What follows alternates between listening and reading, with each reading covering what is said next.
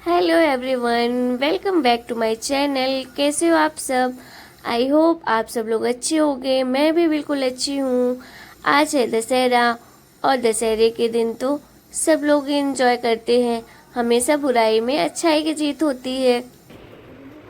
आज हमारी छोटी वाली दी ने नई शॉप ओपन की थी। हमारे पास ज़्यादा टाइम नहीं था कि हम अच्छे से डेकोरेट कर सकें, क्योंकि दशहरे का दिन था और शुभ दिन था। तो हमने सोचा क्यों ना आज ही ओपन कर देते हैं, फिर बाद में किसी दिन जब टाइम मिलेगा तो अच्छे से पूजा करवाएंगे।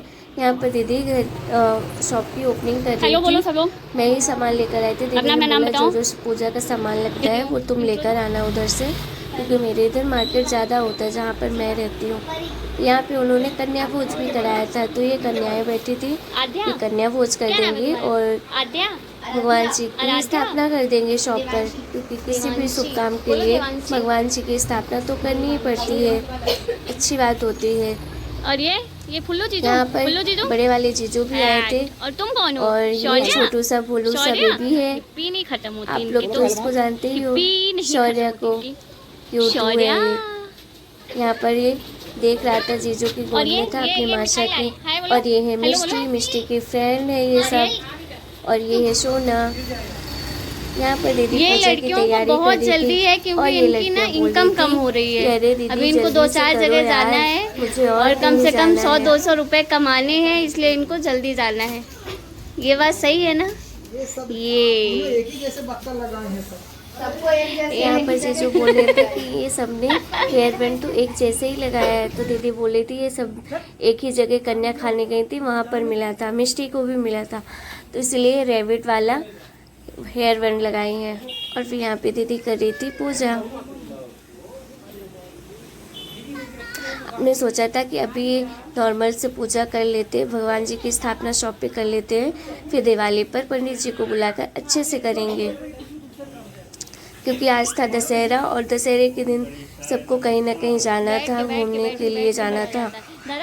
और घूमने तो जाना ही होता है और गाड़ी की भी पूजा होती है, तो इसलिए इतना ज़्यादा टाइम था नहीं दीदी के पास भी। तो दीदी ने बोला चलो करने तो पड़ेगा ही, दशहरे के दिन उद्घाटन तो कर ही देते हैं, उसके बाद पूजा हम दिवाली पे करवा लेंगे। यहाँ पे दीदी हवन कर रही थी और साथ में भैया भी कर रहे थे, और मैं उधर कन्या भोज की तैयारी कर रही थी।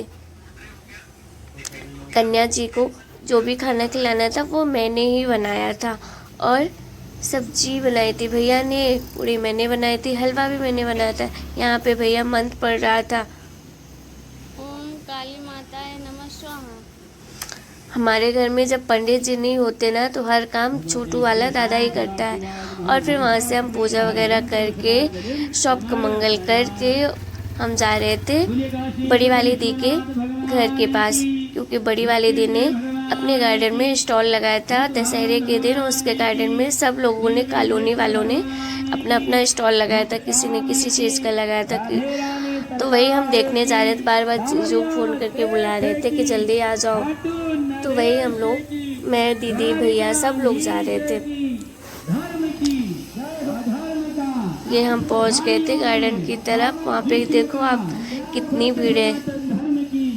ये प्रोफेशनल स्टॉल वाले नहीं है, ये बस आज के दिन ही लगाया इन्होंने। तो बड़ी वाली दीदी ने भी लगाया था, उसके गार्डन में हो रहा था। ये यहाँ पर फ्रेंच फ्राइज का फर्स्ट स्टॉल था। मैंने देखा वहाँ पे एक लड़की फ्रेंच फ्राइज बना रही थी। फिर उसके बाद हम सेकंड स्टॉल पे गए, वहाँ पे सैंडविच बन रहा था, वो लेडीज सैंडविच बना रही थी। फिर थर्ड स्टॉल में पानी पूरी था, कपकेक था और गुलाब जामुन भी थे मीठे में। और फिर ये हम आ गए थे यहाँ पर। भाभी मेरे YouTube चैनल का नाम पूछ रही थी कि किस नाम से तुमने आईडी बनाई है, वो तो तूने बताया नहीं कि हम भी सब्सक्राइब करें।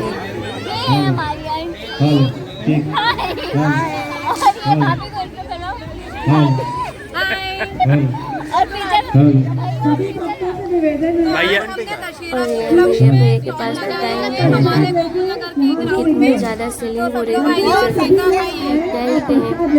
तो लगातार कंटिन्यू 7 घंटे उन्होंने लगातार पिज़्ज़ा बनाया और बहुत टेस्टी पिज़्ज़ा बनाते हैं। हमने भी खाए थे वहाँ पर पिज़्ज़ा। भैया बिजी थोड़ा सा। बहुत मेहनत करते हैं और बहुत टेस्टी खाना बनाते हैं।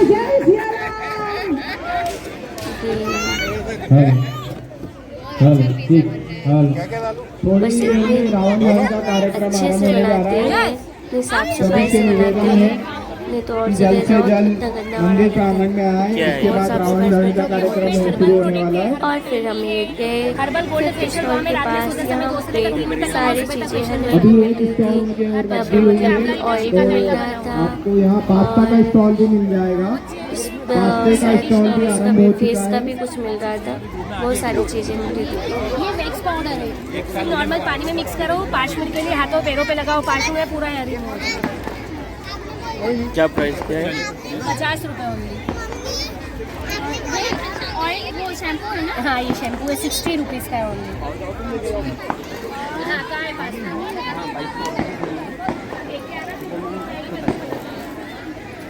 चीज़ों आप टेस्ट करो, आपको पता चलेगा ओरिजिनल। यहाँ पर हम हनी वाले स्टॉल पे गए, वहाँ पे बहुत मतलब बहुत टाइप्स के हनी थे, कोई तुलसी का था, हींग का था और पता नहीं कैसे कितने सारे थे। मैंने टेस्ट भी किया, बहुत अच्छा था और वो भी ओरिजिनल था।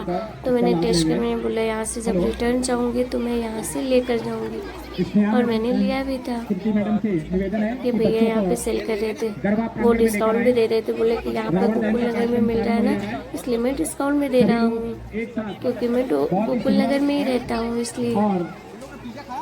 इसी के साथ साथ मुझे तुलसी वाला सबसे टेस्टी लगा था। मैंने बोला ठीक है अभी रखो आप, मैं घर जाते टाइम आपसे ले लूँगी। इधर इधर ये क्या है सिकंजी? और फिर यहाँ पे एक छोटा बेबी यहाँ पे गेम का कुछ किया था, पर उस टाइम पे तो कुछ नहीं था, लेकिन उसके पहले उसने लगाया था गेम का। और फिर यहाँ पर मैं पहुँच गई थी दी के पास, ये है दी। फिर वहाँ से मैंने बोला नहीं यहाँ पे भीड़ है, बाद में आऊँगी। फिर मैंने सोचा क्यों ना मैं अगले स्टॉल पे जाती हूँ। यहाँ पे सारी चीज़ ज्वेलरी वगैरह की चीज़ें थी, ये कान के झुमके थे। तो उसके बाद यहाँ पे गरम गरम भजिया मिल रही थी। ये आंटी की बहुत सेलिंग हुई थी और इतना काम कर रही थी, इतना काम कर रही थी,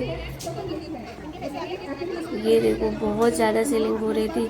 फिर यहाँ पे हमारे शॉप के, इनको तो मैं जानती हूँ क्योंकि इनकी ना किराने की दुकान है, तो मैं इनको तो पहले से जानती थी, आंटी को भी, भाभी को भी। तो उन्होंने भी स्टॉल लगाया था यहाँ से। बच्चे तो इन्हीं की दुकान में जाते थे क्योंकि ये सारी चीज़ें रखते ना, चॉकलेट वगैरह रखी थी यहाँ पे, तो सब बच्चे वही तो खाते हैं, वही ले रहे थे। ये सोना बोली मासी ये मैंने लिया है, ये देखो। इसके अंदर का तो मैंने खा लिया, बट इसमें जो गिफ्ट मिला था वो तो है। फिर यहाँ पे मैंने बोला चलो अब मैं अपनी दीदी से इंटरव्यू करवा देती हूँ, बट वहाँ पे फिर भी भीड़ हो रही थी। सेल कर देता हूँ। मैम, हमारा आप क्या एक्चुअली बेच क्या रहे है, हो? दीदी का बिजनेस है कपड़ों का, और मैं भी उसमें करती हूँ। मैं सिर्फ ऑनलाइन करती हूँ, दीदी हमने ऑफलाइन हमको कुछ ऑनलाइन दोनों दिखाई करती नहीं है। देता।